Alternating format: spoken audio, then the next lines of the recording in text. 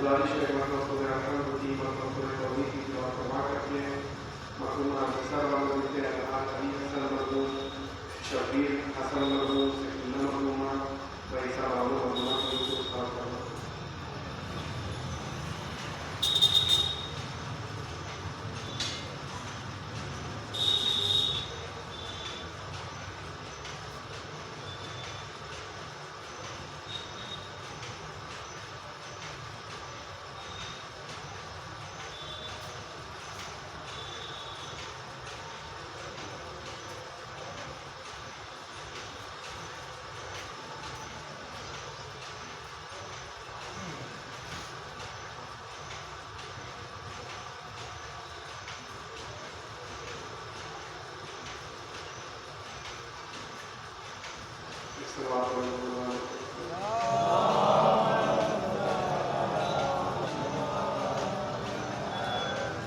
कायनात में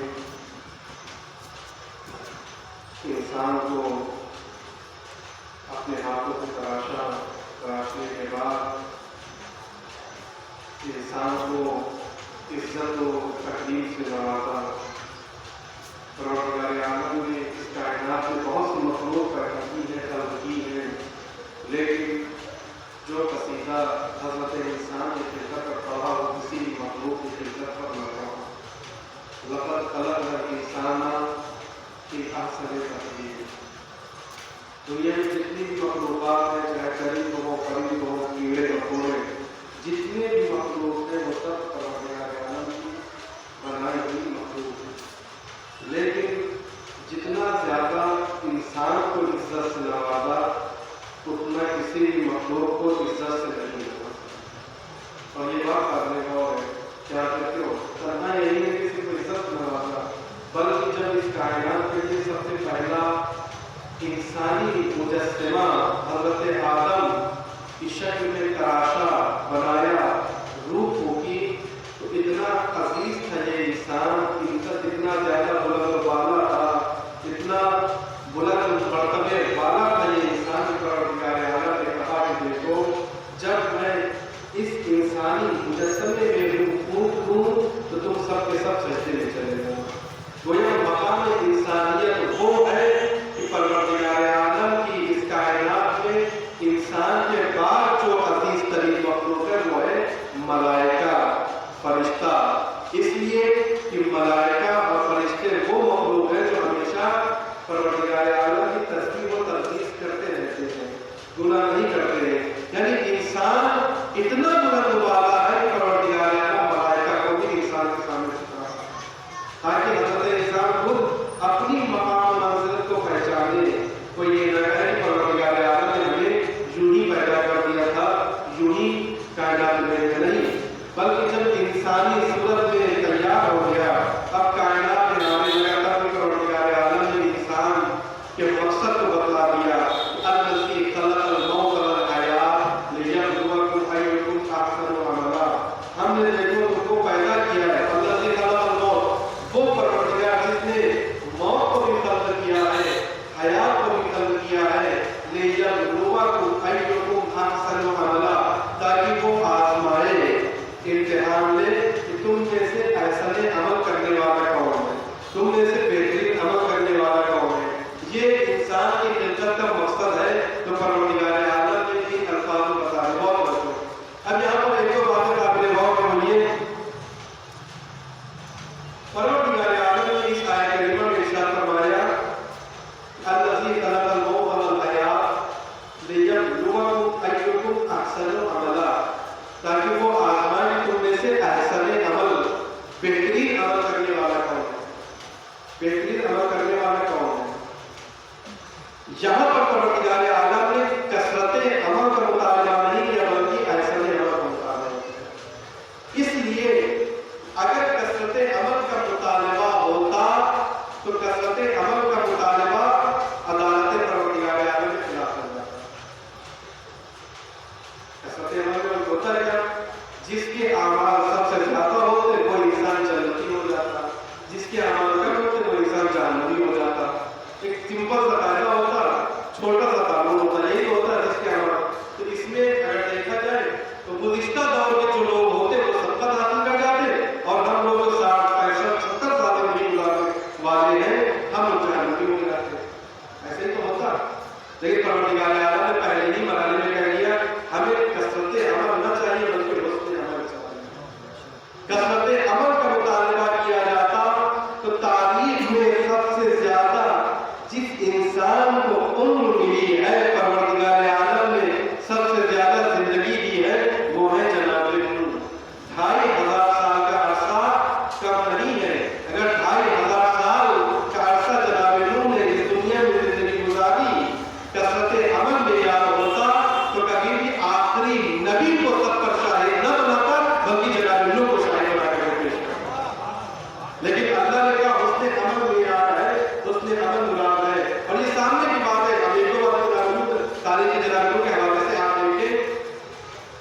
جناب نوح نے 2500 برس اس کائنات میں تبلیغ کی، لیکن تبلیغ کا نتیجہ کیا ہوا؟ تبلیغ کا نتیجہ کیا ہوا؟ آخر میں جب تھک گئے، پریشان ہو گئے، ہاتھوں کو خالی کائنات کی بات کر بتانے پر ہم کیا تھا، اب نہیں ہوتا ہے، اس لیے کہ نکالتا تو ہوں، لیکن جواب اینٹوں سے دیا جاتا ہے، پتھروں سے دیا جاتا ہے، تانوں سے دیا جاتا ہے۔ سمجھانے کے لیے بطور نمونہ ایک خطیب، ایک ذاکر 35 منٹ کی تقریر کرتا ہے، 40 منٹ کی تقریر کرتا ہے، 1 گھنٹے کی تقریر کرتا ہے، 60 منٹ کی تقریر کرے، 60 منٹ کی تقریر میں سننے والے سامعین اگر پلٹ کر کے سبحان اللہ نہ کہے تو اس خطیب کا دم نکل جائے گا، اس خطیب کا ممبر کا دم نکل جائے گا کہ میں کیا کروں جس کی وجہ سے یہ لوگ سبحان اللہ کہنے لگے۔ لیکن کیا کہنا جناب نوح کا 950 برس تبلیغ کی، لیکن کوئی سبحان اللہ کہنے والا نہ تھا۔ یہ سخت لمحہ تھا جناب نوح کے لیے، آسان نہ تھا۔ 950 برس کے بعد جناب نوح نے ہاتھ اٹھا دیا، بس اب نہیں ہوتا ہے، ہاتھ اٹھا دیا۔ اچھا نکاح تو ہے تبلیغ کے لیے، نکاح تو ہے یہ پروردگار عالم کا پیغام پہنچانے کے لیے، لیکن کیا ہوتا ہے؟ قوم والے، امت والے پتھر مار رہے ہیں، پریشان کر رہے ہیں، اتنا زیادہ زخمی ہو جاتے ہیں کہ جناب جبرائیل آتے ہیں، پتھروں کو ہٹاتے ہیں، جناب نوح کو نکالتے ہیں اور اپنے بالوں پر سے جناب نوح کے زخموں کو صاف کرتے ہیں۔ بہت توجہ، جناب نوح کے زخموں کو صاف کرتے ہیں۔ یہ ہے تاریخ جناب نوح کہ جب جناب نوح زخمی ہوتے ہیں تو ایک ملک آسمان سے آتا ہے، اپنے بالوں پر کے ذریعے سے نبی خدا کو شفایاب کرتا ہے۔ یہ تاریخ کا ایک برق ہے۔ اب آئیے تاریخ کے دوسرے برق کی طرف دیکھیں۔ جناب نوح نبی ضرور ہے، لیکن جب زخمی ہوئے ملک سے جنت سے ملک آتا ہے، بالوں پر کے ذریعے سے زخموں کو صاف کر کے جناب نوح کو شفا دیتا ہے۔ یعنی جناب نوح جب زخمی ہوتے ہیں تو شفا ملک کے ذریعے سے ملتی ہے۔ مگر کیا کہنا فخر نوح امام حسین علیہ السلام کا، ادھر بالوں پر چھین چکے ہیں، ملک ہے زخمی پڑا ہوا ہے، مگر لے کر کے آئے ہیں امام حسین علیہ السلام کے پاس۔ وہ جناب نوح تھے، زخمی ہوئے تو ملک سے شفا ملی۔ یہ ملک ہے جو شفا یاب حاصل کرنے کے لیے امام حسین علیہ السلام کے پاس گیا۔ ایک صلوات پڑھیں محمد والے محمد۔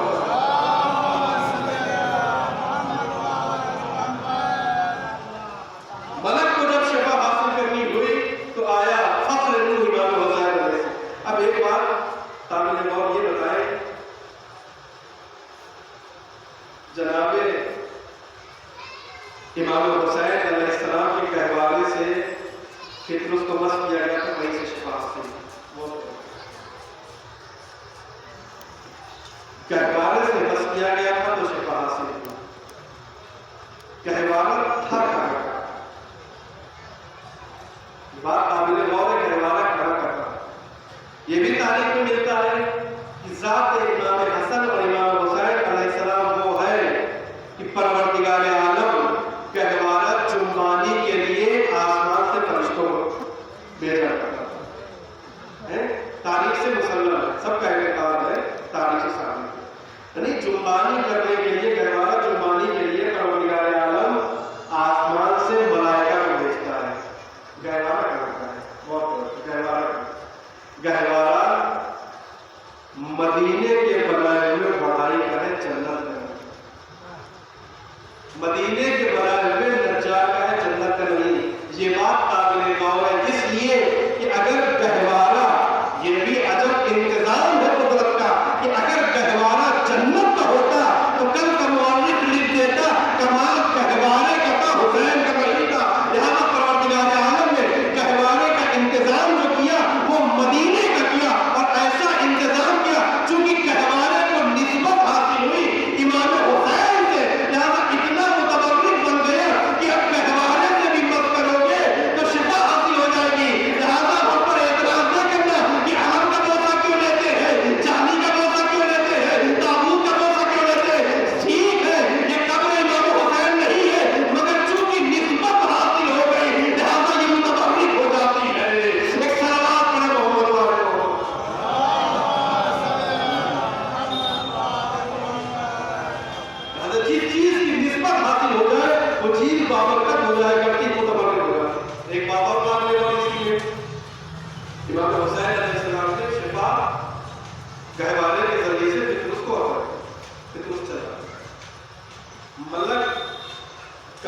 مخلوق ہے اور انسان کہاں کی مخلوق ہے؟ قرآن مجید کی آیت ہے انی جاعل فی الارض خلیفہ، میں زمین پر خلیفہ بنانے والا ہوں۔ اس کا مطلب یہ کہ انسان زمینی مخلوق ہے، فرشتے ملک یہاں کے نہیں وہاں کے مخلوق۔ چھوٹی سی مثال میں سارا دینا چاہتا ہوں، دیکھیے ہندوستان میں کتنے شہر ہیں، ہر طرح کا شہر ہوتا ہے، قصبہ ہوتا ہے، لیکن کچھ سرحدیں ایسی ہیں جو شہروں سے بٹی ہوئی ہیں۔ جیسے مثال کے طور پر یہاں کا ضلع مئو لگتا ہے، مثال کے طور پر مئو ہے پھر راسک ہوتی ہے، سیما ریکھا کھینچی ہوئی ہے، ہر بارڈر معین ہے، یہ حد مئو کی ہے، یہ حد راسک ہوتی ہے۔ اس کا مطلب یہ ہے کہ اگر اس حد میں رہتے ہوئے کچھ ہوگا تو یہاں کی پولیس آئے گی، اس کیس کو ہینڈل کرے گی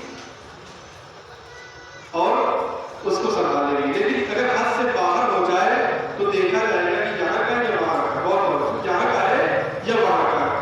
یعنی اگر سیما ریکھا کے اس پار ہو رہا ہے تو واضح کو پولیس اس کا کام ہے کیس کو سنبھالنا۔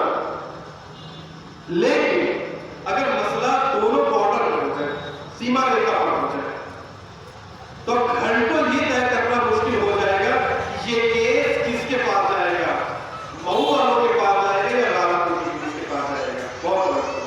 لیکن پھر بھی یہ کیس آپ کے ملک کا ہندوستان کا ہے، کہیں بھی ہو ہندوستان والے اس کو سنبھالیں گے۔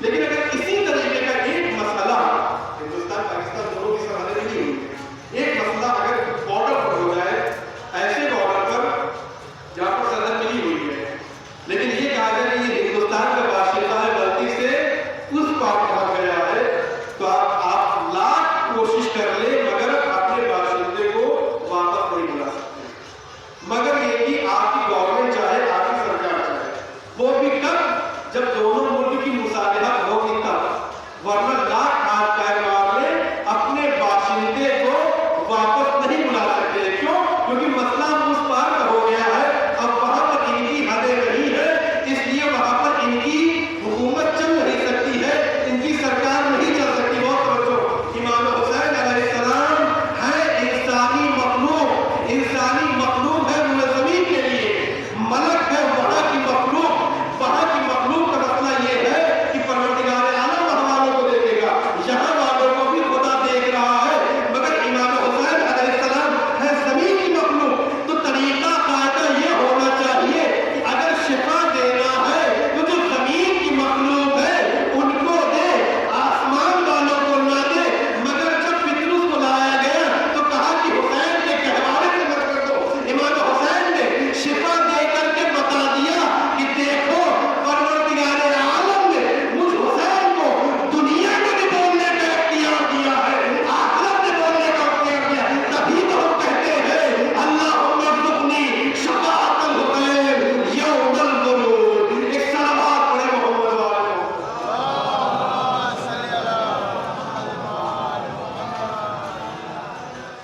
یہ ہے فخر ذات امام حسین علیہ السلام۔ جناب تبلیغ کرتے ہیں، پتھر کھاتے ہیں، تانے سنتے ہیں، لیکن اس کے بعد جناب جبرائیل آتے ہیں، اپنے پروں کے ذریعے سے، اپنے بال کے ذریعے سے زخموں کو صاف کرتے ہیں۔ لیکن ایک مرتبہ ہاتھ سے گزرتے ہیں پروردگار کا اب نہیں ہوتا، 950 برس کا عرصہ کم نہیں ہے۔ تبلیغ کا نتیجہ کیا ہوگا؟ 100، 120 یا 125 اس سے زیادہ افراد ہدایت یافتہ نہیں ہیں۔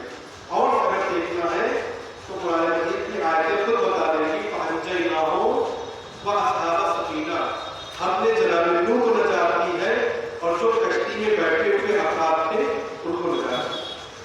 کیا مطلب؟ جو بھی کشتی میں سوار ہوا وہ نجات پا گیا، اور جو کشتی میں سوار نہ ہوا وہ غرق ہو گیا۔ بہت جناب نوح کا عالم یہ ہے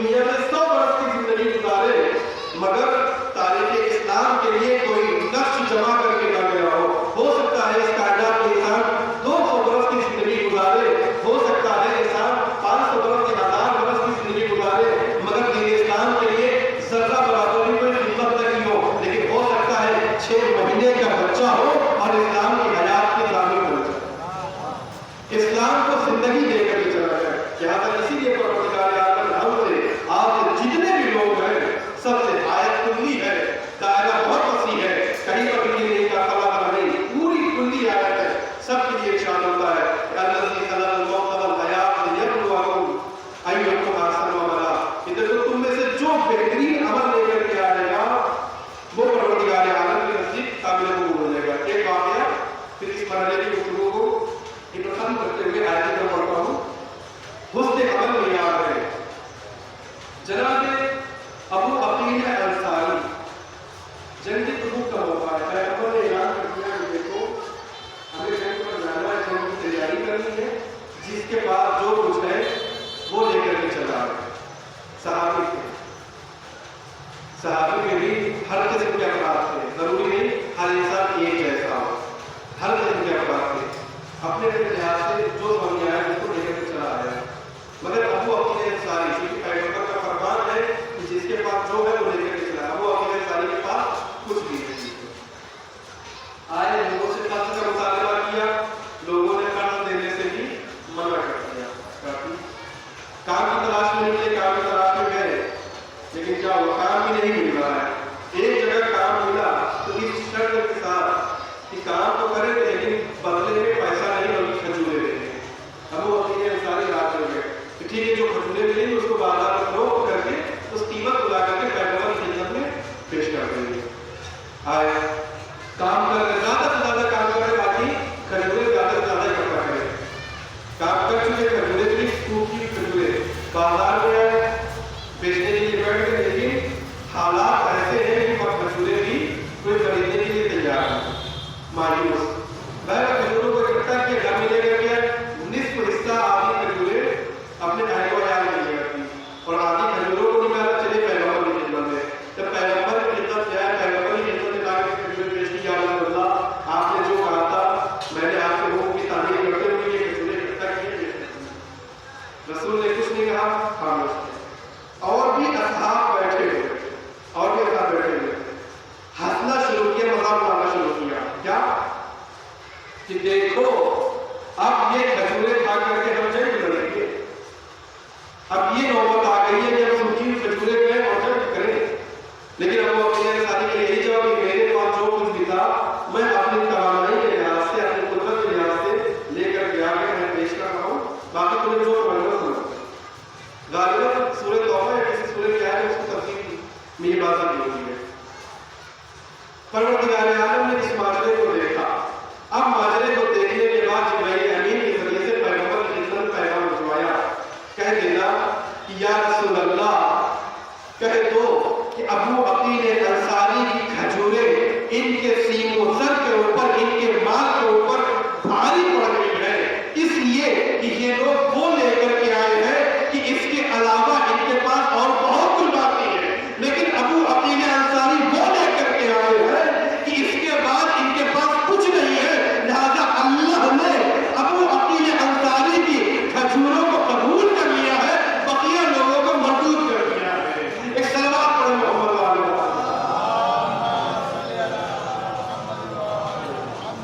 لہذا یہ نہ دیکھنا کہ ہم کتنا زیادہ لے کر کے جا رہے ہیں، بلکہ یہ دیکھو کوالٹی کیا ہے، یہ دیکھو حسن پایا جاتا ہے کہ نہیں، یہ دیکھو اخلاق پایا جاتا ہے کہ نہیں۔ اب آئیے اس آئے گا پروردگار عالم نے انسان کا مقصد بتا دیا کہ دیکھو تم اس کائنات بھیجے گئے حسن عام کے لیے۔ جب انسان کو تلاش کیا، اب انسان کے سامنے پروردگار عالم نے امانت کو پیش کیا، کیسے؟ اِنَّا عَرَضْنَا الْأَمَانَةَ عَلَى السَّمَاوَاتِ وَالْأَرْضِ وَالْجِبَالِ، بے شک ہم نے امانت کو پیش کیا، عَلَى السَّمَاوَاتِ آسمان کے سامنے، آسمانوں کے سامنے، وَالْأَرْضِ زمین کے سامنے، وَالْجِبَالِ پہاڑ کے سامنے، فَأَبَيْنَا أَن يَحْمِلْنَهَا آسمانوں میں، زمین میں، پہاڑ میں جب امانت کو دیکھا تو امانت کو اٹھانے سے انکار کر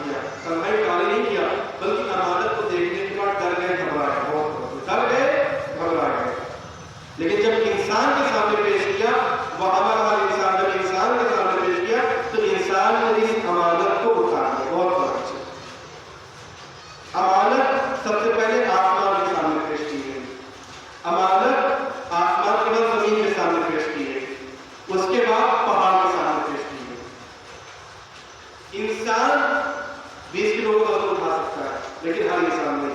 आप बच्चे से कहें 20 किलो का वजन उठाओ, न उठा पाए।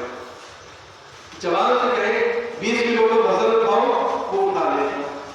ज़ईफ़ इंसान, सिंदसीदा इंसान से कहें 20 किलो का वजन उठाओ, तो हो सकता है कुछ उठा ले, हो सकता है कुछ न उठाए। क्यों?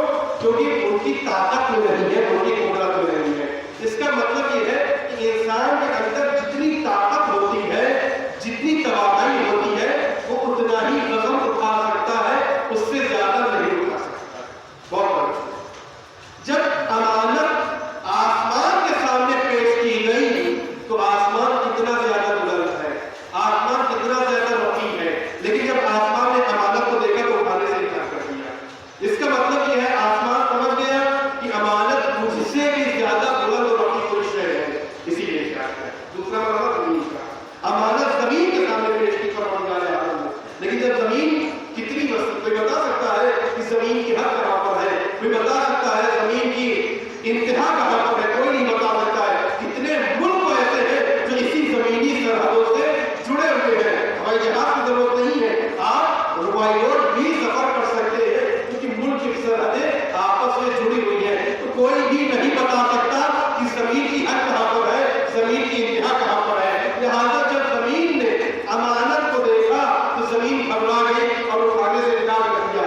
इसलिए जमीन समझ गई अमानत एक ऐसी शय है जो मुझसे भी ज्यादा लामहदूद है। मेरी हद तो एक मकाम पर मुअय्यन हो जाती है, लेकिन अमानत की हद मुअय्यन नहीं होती है। तीसरे मरहले में पहाड़ के सामने परवरदिगार आलम ने अमानत को पेश किया। बहुत तवज्जो, अमानत को पहाड़ के सामने पेश किया। पहाड़ कितना मुस्तहकम है, कितना मजबूत है, लेकिन जब पहाड़ अमानत को देखता है तो घबरा जाता है और पहाड़ भी उठाने से इनकार कर देता है। इसका मतलब यह है कि अमानत के अंदर 3 रुख पाए जाते हैं, 3 जिहतें पाई जाती हैं। कौन सी? अमानत ऐसी जो आसमान से ज्यादा बुलंद है, आसमान से ज्यादा रफ़ी है। अमानत ऐसी जो जमीन से ज्यादा वसी है, जमीन से ज्यादा लामहदूद है। अमानत ऐसी जो पहाड़ से ज्यादा मुहकम है, पहाड़ से ज्यादा मजबूत है। 3 जिहतें पाई जाती है।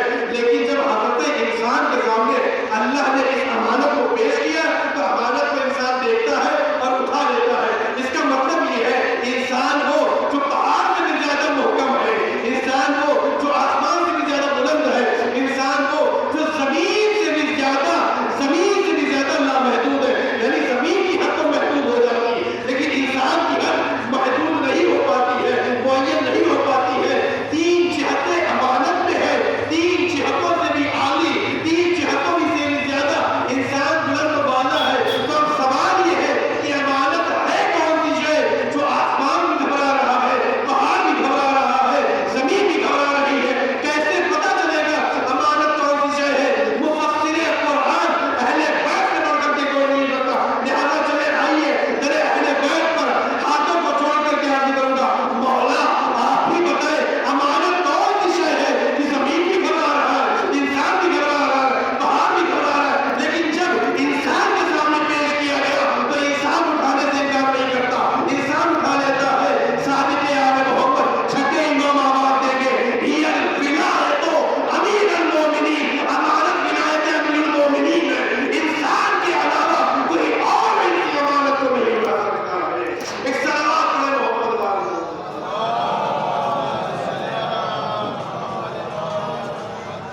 3 जिहतें अमानत में पाई गई और तीनों जिहतों